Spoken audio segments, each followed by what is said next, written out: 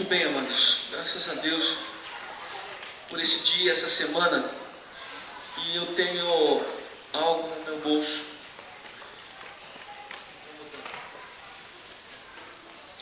Esse é o meu lanche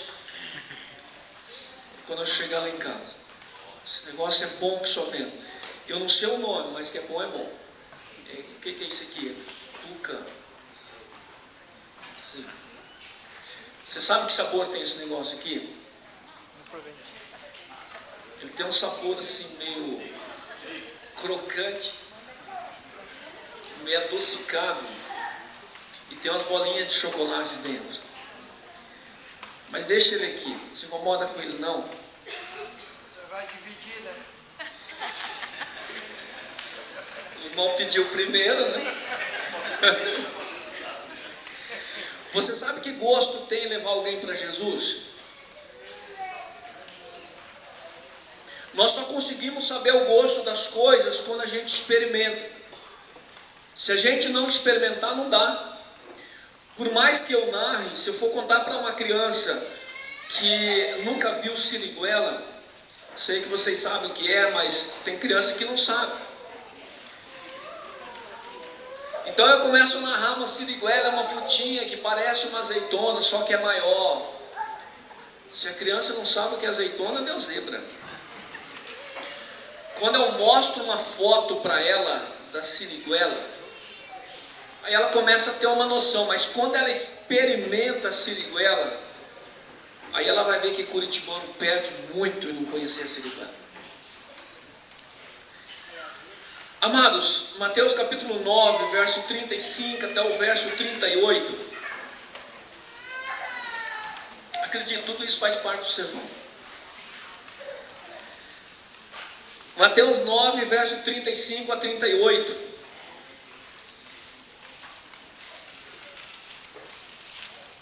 Diz assim a palavra do Senhor: muita reverência, não converse. É pecado ter o WhatsApp na hora do culto, a não ser se for trabalho ou tiver alguém doente em casa. Presta atenção nisso. Você está aqui para falar com Deus, não está aqui para falar com outra pessoa. Diz assim, Mateus 9, a partir do verso 35: e percorria Jesus todas as cidades e aldeias, ensinando nas sinagogas, pregando o evangelho do reino e curando toda sorte de doenças e enfermidades. Vendo ele as multidões, compadeceu-se delas, porque andavam desgarradas e errantes como ovelhas que não têm pastor. Então disse a seus discípulos: na verdade a seara é grande, mas os trabalhadores são poucos. Rogai, pois, ao Senhor da seara que mande trabalhadores para a sua seara. E aí no capítulo 10, a palavra diz que, chamando a si os seus 12 discípulos, deu-lhes autoridade sobre os espíritos imundos para expulsarem e para curarem toda sorte de doenças e enfermidades. Ora, o nome dos 12 apóstolos são estes: primeiro Simão, chamado Pedro, e André, seu irmão; Tiago, filho de Zebedeu, e João, seu irmão; Filipe, Bartolomeu, Tomé e Mateus, o publicano; Tiago, filho de Alfeu, e Tadeu; Simão cananeu e Judas Iscariotes, aquele que o traiu. A esses 12 enviou Jesus. Amém?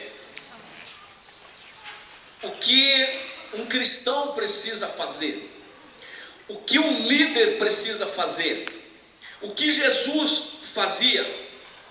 Acho interessante, tem essa Bíblia aqui. Essa Bíblia, ela é parafraseada, vamos dizer, do Eugene Peterson, cristão fenomenal, homem de Deus. O texto na paráfrase dele diz: depois disso Jesus passou por todas as cidades e vilas da região, ficou um sem. Ele ensinava nas sinagogas onde o povo costumava se reunir, apresentando as notícias do reino, curando os corpos doentes, restaurando vidas marcadas pelo sofrimento. Olha, interessante, né? A tradução dele, né? Ver as multidões diante de si lhe fazia doer o coração. A tradução, na verdade, fazia doer os intestinos. remoía. O intestino para eles lá é o que o coração é para nós aqui, né? O povo estava confuso, sem rumo, era como ovelhas sem pastor. E aí Jesus disse assim: que grande colheita nós temos aqui. Ele disse aos seus discípulos: mas tão poucos trabalhadores. Ajoelhem-se, orem pedindo mais trabalhadores. O tema dessa noite é Jesus, ele é o espelho do cristão. Amados, você precisa olhar e ver Jesus como sendo o espelho da sua vida. O que é que você vê quando você olha no espelho? Eu particularmente vejo um homem de cavanhaque. Eu vejo alguém igual a mim. Quando eu digo que você deve ter Jesus como espelho da sua vida, eu estou dizendo que você deve olhar para Jesus e ver alguém como você. Ô pastor, mas aí complicou. Não complicou não, vamos facilitar. Primeiro, nós devemos nos espelhar em Jesus no que ele fazia. O que é que Jesus fazia? O que é que Jesus fazia? Jesus ensinava na sinagoga, Jesus pregava o evangelho do reino, Jesus curava toda sorte de doença e enfermidade. Ele comunicava a verdade através do ensino e da pregação. Amados, a vida de Jesus é marcada pela prática de ensinar, proclamar e curar. As necessidades das pessoas hoje em dia são as mesmas. Hoje as pessoas continuam necessitando de ensino, continuam necessitando da proclamação do evangelho e continuam necessitando de cura. Ele ensinava nas sinagogas. Você sabe o que significa ensinar na sinagoga? Significa que ele tinha preparo, que ele conhecia toda a Bíblia, todo o Antigo Testamento. Ele conhecia o suficiente para ensinar lá na sinagoga. Nós não nos preparamos. Vai ensinar o quê? A gente não vem na EBD, vai aprender o quê? Precisamos aprender para proclamar. Ele tinha preparo, ele ensinava as escrituras. O melhor alimento para o rebanho não é a última moda do reduto evangélico. O melhor alimento que o rebanho evangélico pode receber, usando a linguagem bem evangeliquez, é o ensino expositivo das escrituras sagradas. Amados, não se inventou nada melhor e nunca vai inventar. Nunca se inventou nada melhor do que o leite materno para as crianças. Nunca se inventou nada melhor de alimento, irmãos, para o cristão. É a Bíblia Sagrada. O povo de Deus precisa conhecer a Bíblia. O Tim Keller, ele fala alguns dados estarrecedores. Em questão de 14 anos, a frequência dos evangélicos, dos jovens nos Estados Unidos passou de 50% para 28%. Isso na década já de 70, não sei como está hoje. Povo sem conhecimento troca o evangelho por muita coisa. Fora da sinagoga, o que Jesus fazia? Se ele ensinava dentro da sinagoga, o que ele fazia fora? Ele proclamava o evangelho do reino. O que você faz fora do templo? O que você faz quando você não está na igreja? Qual é a sua vida religiosa fora da igreja? Ou você não tem vida religiosa fora da igreja? No dia a dia. Jesus valorizava a cura das pessoas. O texto diz que ele curava toda sorte de doença. Isso sinalizava que o reino de Deus chegou. Irmãos, as curas, elas autenticavam o ministério de Jesus. O que nós temos que fazer para sinalizar que o reino de Deus? É interessante que muitas vezes nós chegamos a Jesus e a gente continua com os mesmos problemas, as mesmas dificuldades, as mesmas lutas e até os mesmos vícios. O evangelho transforma, o evangelho muda. O cristão precisa prosperar. Eu recebi uma palavra muito interessante ontem. Você sabe o que significa prosperar? Se você me disser, não, o cristão não tem que prosperar, prosperar coisa nenhuma. Então eu acho que eu estou errado na minha Bíblia. A Bíblia diz que eu tenho vida em abundância. E aí o pastor Arão ensinou o que é prosperar. Prosperar é o seguinte: tinha um camarada que ele saiu do sítio, chegou na cidade e ele não tinha dinheiro nem para pagar o ônibus. Aí foi lá, conseguiu um emprego e agora ele comprou uma bicicleta. Esse moço, ele é próspero ou não é? Claro que é. Ele avançou. Ser próspero é melhorar continuamente, está melhor do que ontem. Às vezes você olha um cristão, ele está com o seu carrinho simples 1.0. Aí você diz: nossa, o irmão é tão simples. Mas você sabe como é que era a vida dele antes? Às vezes você vai na casa do irmão, você diz: nossa, o irmão tem uma casa tão simples. Você sabia que ele tinha sérias dificuldades no passado em relação à moradia? Prosperar, irmãos, é ir avançando cada vez mais. É que nós pegamos um sinônimo de prosperar, de ser milionário. A Bíblia não ensina isso. Então, espiritualmente, nós precisamos prosperar, a gente precisa avançar, o Evangelho precisa nos curar. Não é possível que eu coloque diante de Deus a minha dificuldade, a não ser que seja um espinho na carne de pau, que Deus está usando por algum motivo, e não ter cura. Tem que ter cura. Jesus chegava para a pessoa e perguntava: você quer ser curado? O que você quer que eu te faça? A igreja precisa perguntar, ela precisa chegar para as pessoas e dizer: o que você quer que a gente faça por você? Nós podemos te ajudar? As pessoas precisam de cura física, psicológica, espiritual. Jesus fazia tudo isso. Nós devemos nos espelhar em Jesus, em como Jesus fazia.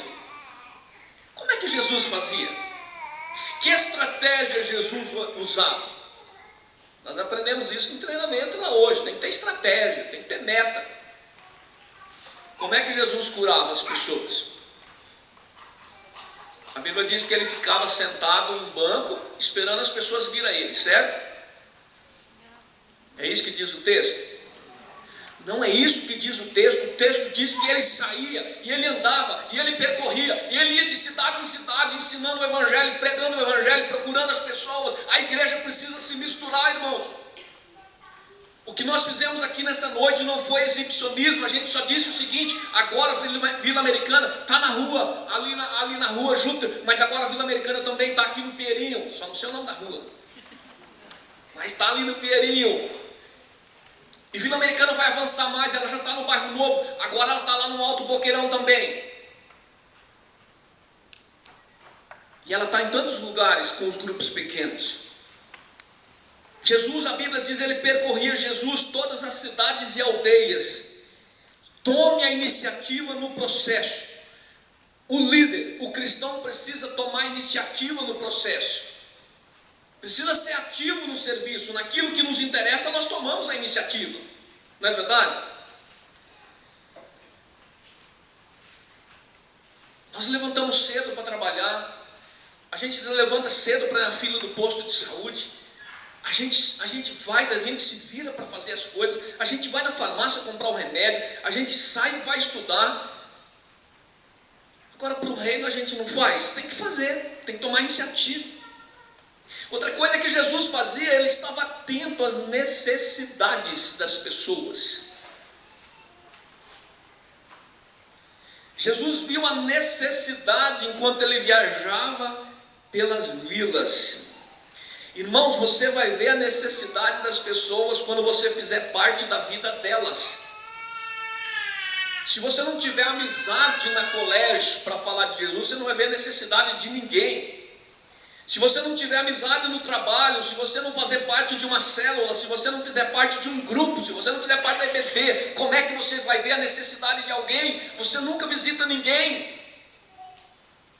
Nós só conseguimos ver quando nós nos relacionamos com as pessoas. Aí nós vemos a necessidade. O Tim Keller disse o seguinte: muitas vezes a igreja ela se torna um beco dentro da cidade. Um beco onde ali só entra gente que é como a gente. O nosso padrão. No Planejação a gente vai falar um pouco sobre isso. Quando visitar um amigo no hospital, quando você visitar uma prisão, uma família carente no bairro, aí você vai começar a entender o que Jesus via. Enquanto a gente não sair, a gente não vai entender. Nós devemos nos espelhar em Jesus, terceiro, na sua motivação. Por que é que Jesus fazia? O que é que movia o coração de Jesus? Qual era a motivação? O que fez ele dar vida pelas pessoas? O verso 36 fala que Jesus, vendo as multidões, ele compadeceu-se delas. As entranhas de Jesus se moveram. Eu não sei como é que traduz em português, se ele sentia um frio na barriga. Mas o fato é que Jesus foi eficaz porque ele foi sensível à necessidade das pessoas. Líder tem que gostar de gente. Aliás, crente tem que gostar de gente. Porque Deus gosta de pessoas. Deus ama pessoas. Deus é apaixonado por pessoas. O mundo de hoje não é gentil com o pobre. Jesus era. Acho interessante que o jovem ele gosta muito de cidade grande, né? Não precisava nem de um autor de um livro dizer isso. E ele gosta ainda mais de shopping. Porque na verdade o shopping é um lugar anti-pobre. Irmãos, eu e o pastor Paulo fomos em Belo Horizonte. E Belo Horizonte dá muito morador de rua naquele lugar, meu Deus.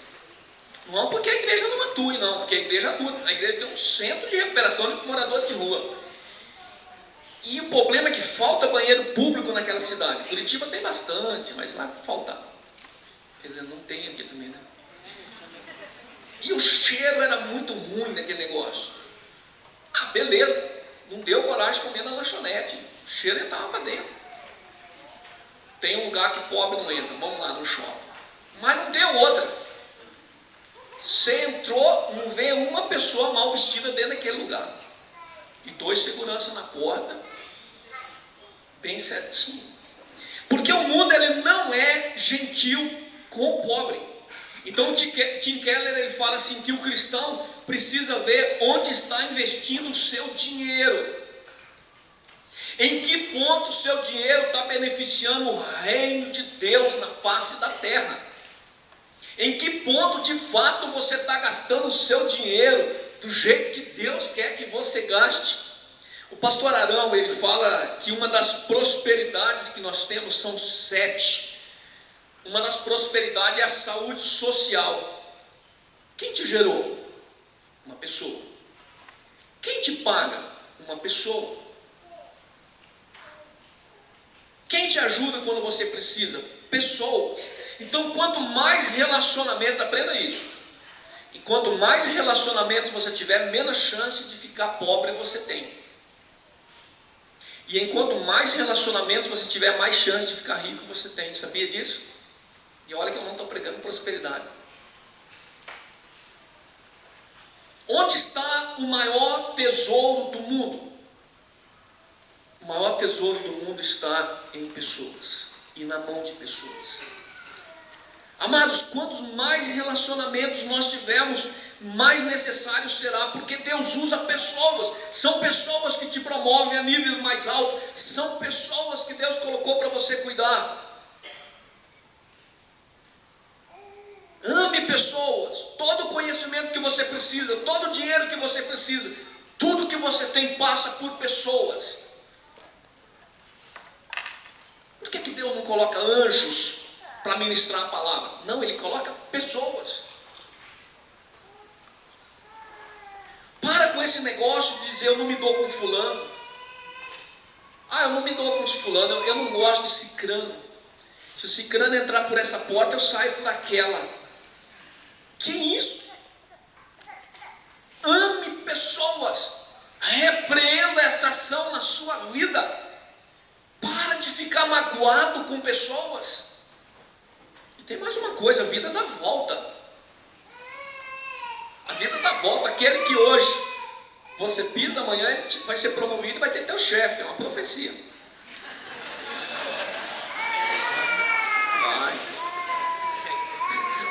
Tá bom, talvez não seja uma profecia, mas acontece muito isso. Fique esperto. Amados, eu preciso de um voluntário aqui, o Alessandro. Seminarista, é isso. Você na dúvida você faz o seguinte, eu ou chamo um voluntário, ou já chamo um seminarista direto.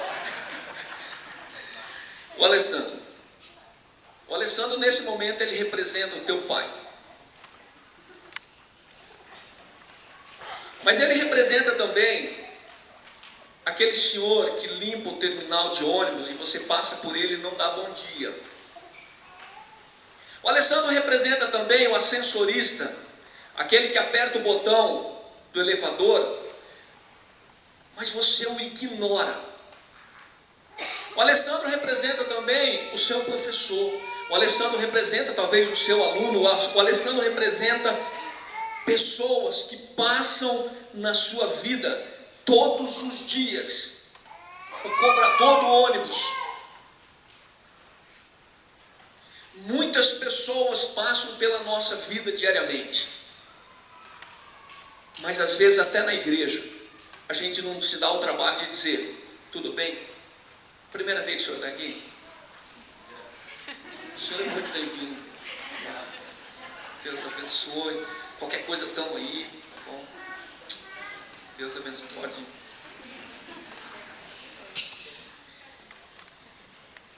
Sabe qual é a tua missão amanhã? Olhar para todas as pessoas que passam pela tua vida e encontrar o acesso ao coração dela. Amados, quando nós encontramos acesso ao coração de uma pessoa, nós abrimos um leque tão grande que você não tem ideia. Um repórter, ele conseguiu entrevistar 2 pessoas. Aquelas pessoas nos Estados Unidos, isso é um fato real, eram muito difíceis de serem entrevistadas, e ele conseguiu. Ele conseguiu através dos contatos dele, então marcar uma entrevista com o repórter por ter entrevistado aquelas 2 pessoas. E o repórter foi num programa, eu creio que de televisão, e perguntaram então para ele, como é que foi a primeira entrevista? Ele falou, nossa, foi uma entrevista de 1h30, foi muito bem atendido, foi jóia e tal. E teve entrevistado o repórter, depois falou, e o segundo? Ele falou, a segunda pessoa que eu entrevistei, uma pessoa fenomenal. Durante 1h30, ele me fez pensar o tempo todo que eu era o cara. Aquele homem marcou a vida daquele repórter profundamente. Porque aquele homem que não dava entrevista, marcou a vida daquele homem quando ele olhou para aquele repórter, deu toda a atenção, todo o carinho, respondeu todas as perguntas, se mostrou privilegiado em conhecer aquele repórter. Amados, quantas pessoas que passam na vida da gente e a gente ignora. Ame pessoas, respeite pessoas. O ouro dessa terra está na mão de pessoas. Observe e entende a realidade das condições humanas. As multidões não precisam de mais ninguém que as explore, mas elas precisam de líderes que lhes abençoem, gente que passe a mão, que cure as suas feridas, que ouçam as suas histórias. Ninguém deve querer liderar em busca de privilégio. Mas quando você se torna um líder, seja do que for, você entra em débito com Deus, porque nós temos que proclamar a palavra e o reino de Deus. Liderar, acima de tudo, é servir. Que história é essa de achar que liderar é mandar? Jesus se compadeceu da mulher que tinha um fluxo de sangue, quando ela colocou toda a sua esperança nele. Jesus se compadeceu do cego em Jericó, quando ninguém dava atenção para ele. Jesus se compadeceu do paralítico que desceram pelo telhado. Veja a necessidade das pessoas. Por que Jesus teve compaixão das pessoas? Porque ele olhou para elas e viu que elas andavam desgarradas e errantes como ovelhas que não têm pastor. Quando nós desafiamos você a um líder de célula, nós estamos desafiando você simplesmente a dizer assim: eu vou caminhar com um grupo de pessoas, eu vou ouvir o problema delas, e se tiver alguma coisa que eu não sei, eu converso com o pastor Nivaldo, com o pastor Paulo, converso com o pastor Levi, sua mulher, eu converso com a irmã Ronieri, converso com tantas irmãs, mas eu vou caminhar com elas. O texto diz que elas estavam exaustas. Quando pessoas exaustas, acossadas, angustiadas, desorientadas, e a questão não era a solidão, irmãos, a questão era a falta de esperança, a falta de cuidado. Lembra que havia uma multidão ali, não era uma pessoa, eram muitas. Jesus olha para ovelhas que estão dentro de uma religião, mas elas estão famintas, elas estão exploradas, elas estão desanimadas, porque é isso que a religião faz. Ela explora as pessoas. Não estou falando uma igreja, irmão, não estou falando uma igreja, estou falando a religião, ela explora. Tinha muitos líderes ali em Israel, mas Jesus olhou e disse: não tem um pastor aqui para cuidar dessas pessoas.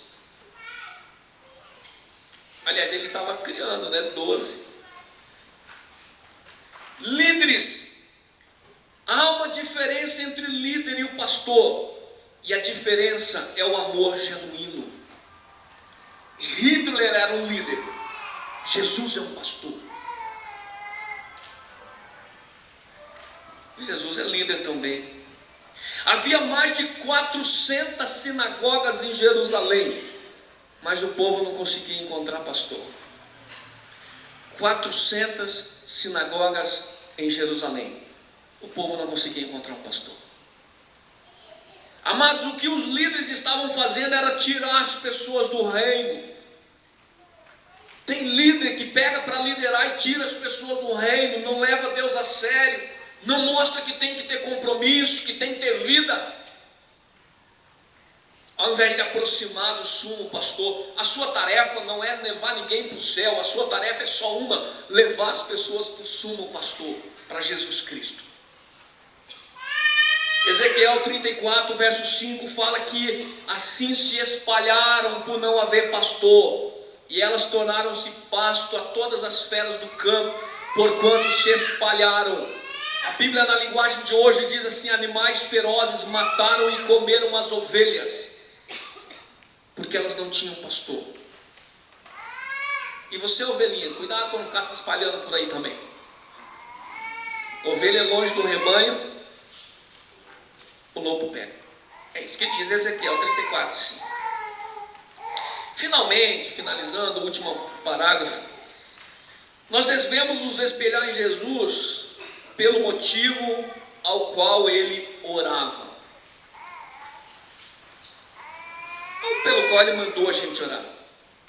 É preciso identificar o problema a ser resolvido. Nós precisamos identificar o problema a ser resolvido. Enquanto você não olhar para as pessoas, enquanto você não conseguir ver que as pessoas sem Jesus, não importa o tanto de dinheiro que ela tenha, não importa o tanto de saúde que ela tenha, se ela não tiver prosperidade espiritual, ela não é próspera, ela não vai alcançar o objetivo na vida.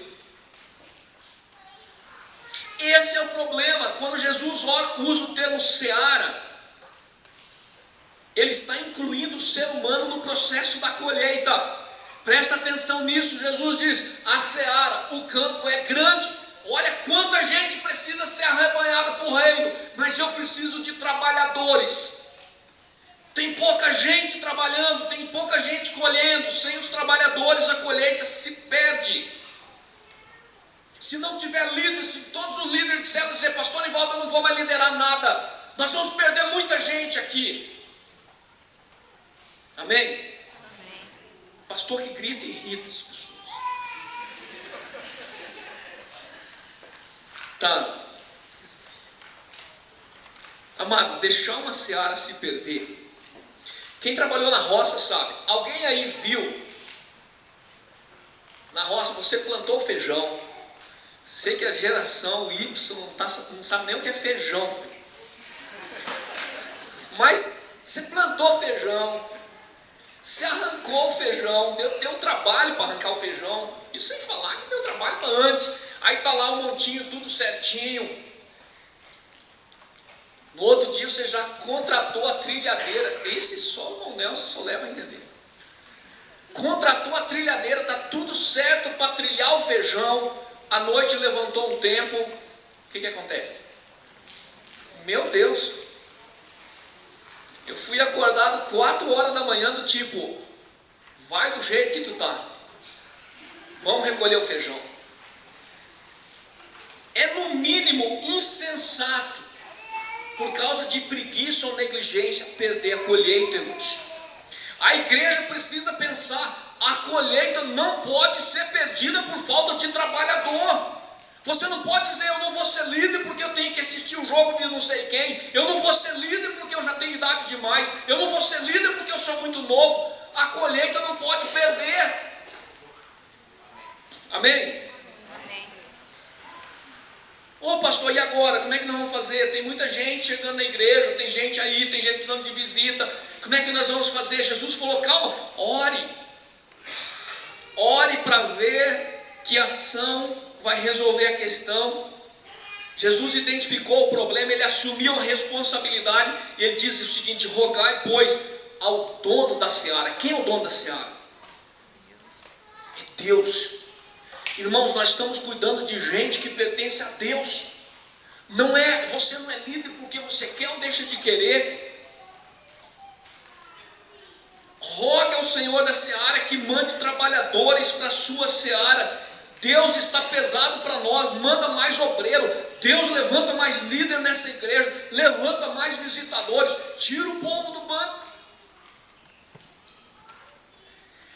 Tem que orar para Deus mandar trabalhadores. Não pode perder uma vida, irmãos. Uma vida é preciosa demais. O número de religiosos em Israel era gigante. Havia mais religiosos do que não religiosos. Aliás, no entendimento de Israel, todo mundo ali pertencia a Deus. Mas Jesus diz, não tem trabalhador para a colheita.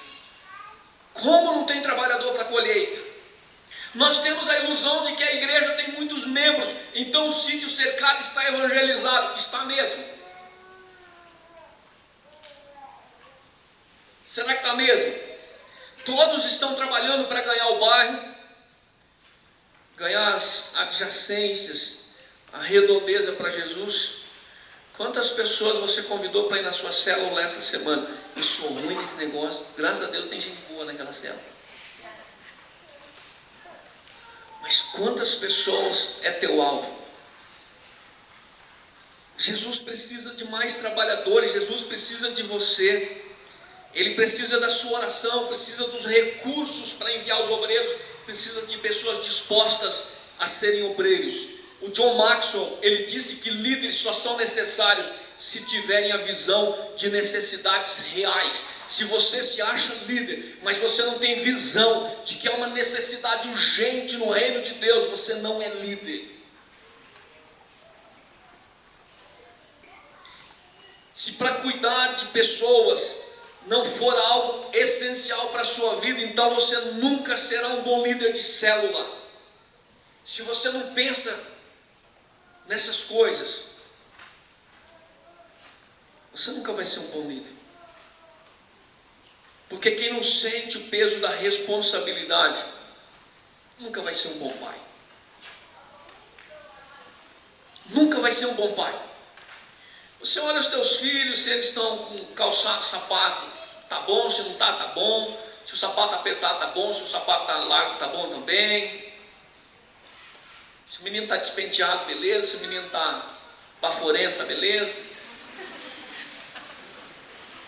Não, pai, não é assim, não é Augusto, não estamos aprendendo curso de criar filho lá? Pai, agora meu filho para falar comigo tem que tocar no meu braço primeiro. Eles ainda não estão seguindo, mas vamos seguir. Tem que olhar para as pessoas e dizer, não, fulano estava vindo na igreja, ele faltou um domingo, deve ter acontecido alguma coisa. Eu vou lá ver. Escolha uma boa equipe. Jesus chamou 12 homens. Ele chamou 12 homens. A Bíblia fala que dos 12, ele deu autoridade. Falou, vocês vão expulsar demônios, vocês vão curar pessoas. Aí o texto diz que um deles traiu Jesus. Mas Jesus enviou os 12. O chamado foi pessoal. Amados, o teu chamado é pessoal. O teu chamado é pessoal. Quando ele olhou, ele disse, irmã Maria, é você. A irmã Maria falou, qual das duas? Jesus falou, as duas. As duas. Mas é você. A sua missão é responsabilidade sua, irmãos. É um grave erro alguém olhar e dizer, alguém não está na igreja porque a culpa é do pastor. Bom, às vezes é, né? Se o pastor for negligente. Mas quando eu olho a necessidade, eu preciso avançar um pouco mais. Jesus deu autoridade para esses 12 homens, irmãos. Você precisa receber autoridade para liderar. Você precisa saber que você tem autoridade do alto. Ou não tem? Jesus não disse que recebeu todo o poder e que agora está enviando a igreja para pregar o evangelho a toda criatura. Por que ele disse que recebeu todo o poder? Para nada. Por que ele mandou a igreja ficar em Jerusalém até que do alto fosse revestido com o Espírito Santo? A igreja tem autoridade e poder para pregar o evangelho. Tem pessoas que querem se formar em teologia para começar a pregar o evangelho. Isso não está na Bíblia. Veja que os discípulos eles estavam em treinamento, mas eles já estavam praticando. Jesus já começa a enviar, vocês vão. Eles voltaram, mas voltaram empolgados, que só vendo, né? Puxa, pus a mão lá e o diabo caiu. Jesus falou, não, isso aí não é nada. Se alegra porque seu nome está inscrito no reino de Deus. Essa é a sua missão, não é o seu prêmio. Pregar o evangelho é a nossa missão. Eu poderia explicar o gosto disso aqui. Nem vem que vocês não vão experimentar. Eu não vou orar pelo milagre da multiplicação, né, irmãos? Mas agora, quando eu experimento, aí eu já não preciso explicar mais. Sabe, quando você experimenta, quando você começa a participar de verdade, quando a célula para você não é uma coisa interesseira. Eu vou lá porque eu estou me sentindo bem. Agora eu acho que eu já não vou porque eu não estou me sentindo tão bem. Quando você começa a experimentar, começa a viver isso, começa a ver alguém na célula. Quando eu olhei aqui na frente aquela pessoa, eu olhei e falei, eu lembro quando aquela menininha começou a ir lá na célula, lá em casa. E agora ela está aqui na igreja, ela veio. Não vou dizer quem é. Coisa boa, mas precisa experimentar. Jesus enviou esses 12 homens, ele deu instrução, mas ele enviou. Um dia você se torna líder, um dia você começa a ganhar vida para Jesus, um dia João 15,5 começa a ser realidade na sua vida. Tem que orar, tem que buscar isso. E sabe o que aconteceu, irmãos? Você olha e diz, pastor, mas na minha célula tem um problema, na minha célula tem uma dificuldade. Jesus teve um homem que traiu ele. Jesus não desistiu de nós porque Judas o traiu. Você não tem direito de desistir. Nós não temos o direito de desistir das pessoas porque alguém não aceita a minha ideia. Estou finalizando aqui. Estou tendo tempo, nós vamos terminar, certo? O pastor Jorge Barros, escritor do livro Pastor Urbano, ele fala que o líder não é feito pela ordenação, mas é uma pessoa em constante construção, através da observação do caráter de Jesus Cristo. O líder, irmãos, é alguém que olha para Jesus e consegue se ver em Jesus Cristo. Quando você olha para Jesus, você consegue se ver em Jesus. Ô pastor, ele foi muito mais santo que eu. Sim, eu sei. Claro que foi. Mas os objetivos dele é o mesmo meu. As metas dele é as mesmas minhas. As pessoas que ele quer ver no céu também quero ver. Quando Jesus dá essa missão aos discípulos, ele ainda teria que morrer na cruz do Calvário, irmãos. A nossa missão, ela está registrada em Mateus 28, 18 ao 20. Então Jesus mandou que nós rogássemos, nós orássemos, nós pedíssemos ao Senhor da Seara um trabalhador. Irmãos, ele sempre recebe o seu salário. Pelo menos é para receber, né? Naquela época, a maioria deles recebia no final do dia, né? Trabalhava no final do dia, já recebia. Não importa se o dia de trabalho foi quente, foi frio, foi difícil. O fato é que 1 Coríntios 3,14 diz que nós seremos recompensados. Vamos ser recompensados. Não existe melhor patrão do que Deus. Patrão do céu. Não existe melhor patrão do que Deus. Nós vamos estar cantando ao Senhor. Amados, durante esse cântico, comece a pensar: eu tenho que olhar para Jesus e me ver em Jesus. Evangelho é Jesus, amados. Reino de Deus é Jesus. Vamos colocar em pé e vamos cantar.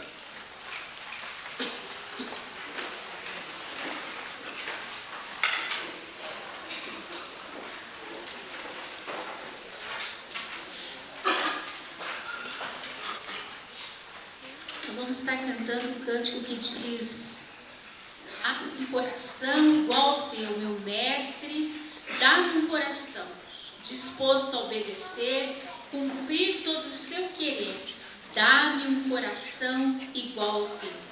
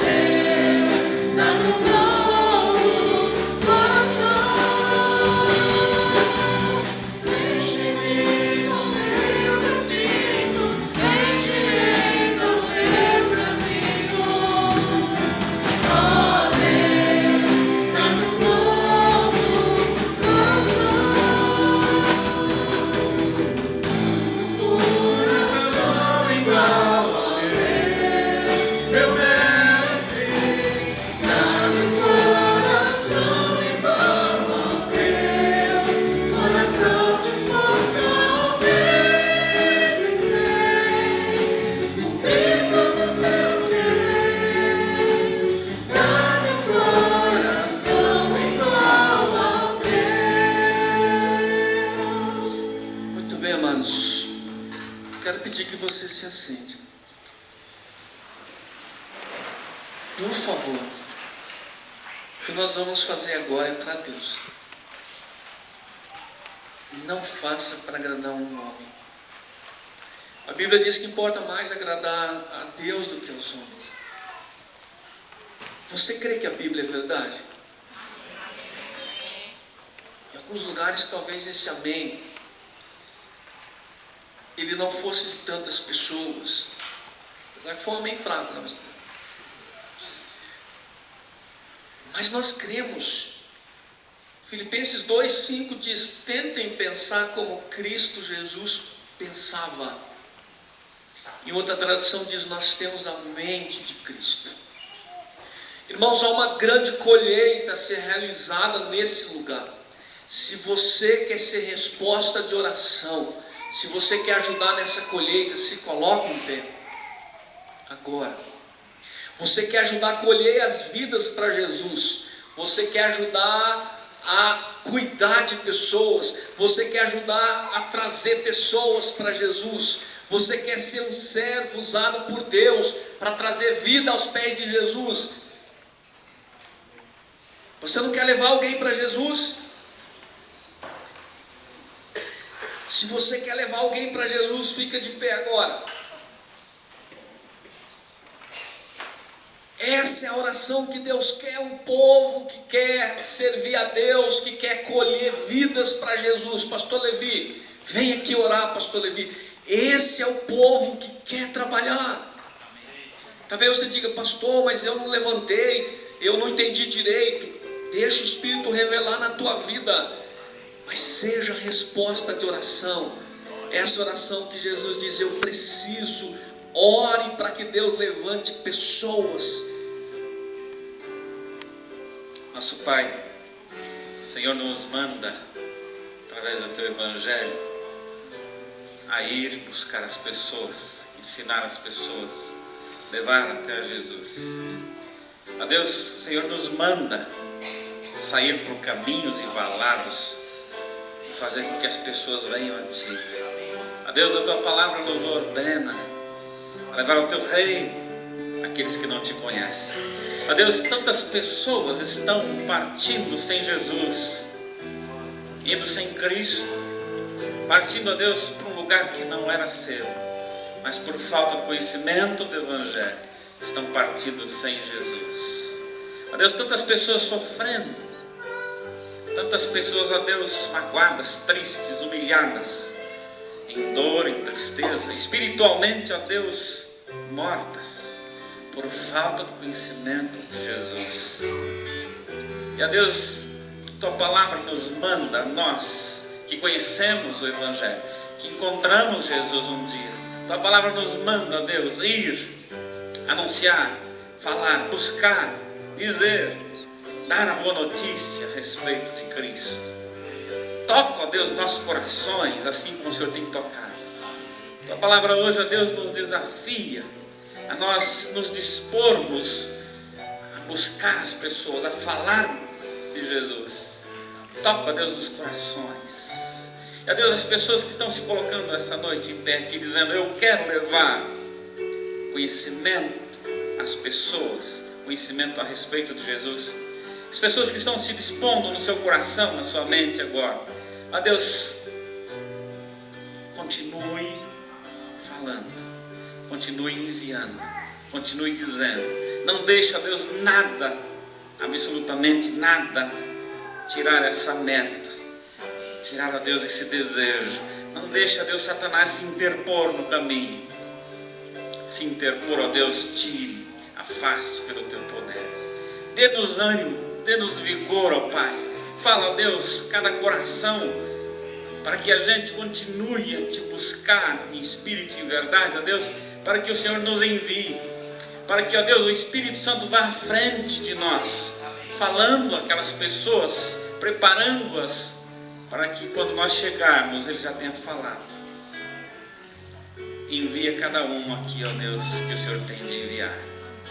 É a nossa oração em nome de Jesus.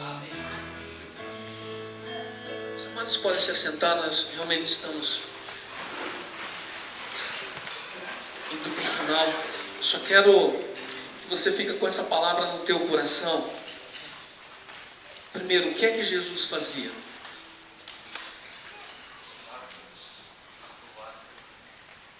O que é que ele fazia? Ele ensinava, ele pregava e ele curava. Como é que Jesus fazia isso? Ele saía e ia nos povoados, nos lugares, se misturava com o povo. Por que é que Jesus fazia isso? Qual era a motivação dele? Amor pelas pessoas, ele tinha compaixão pelas pessoas. Qual era o motivo de oração de Jesus?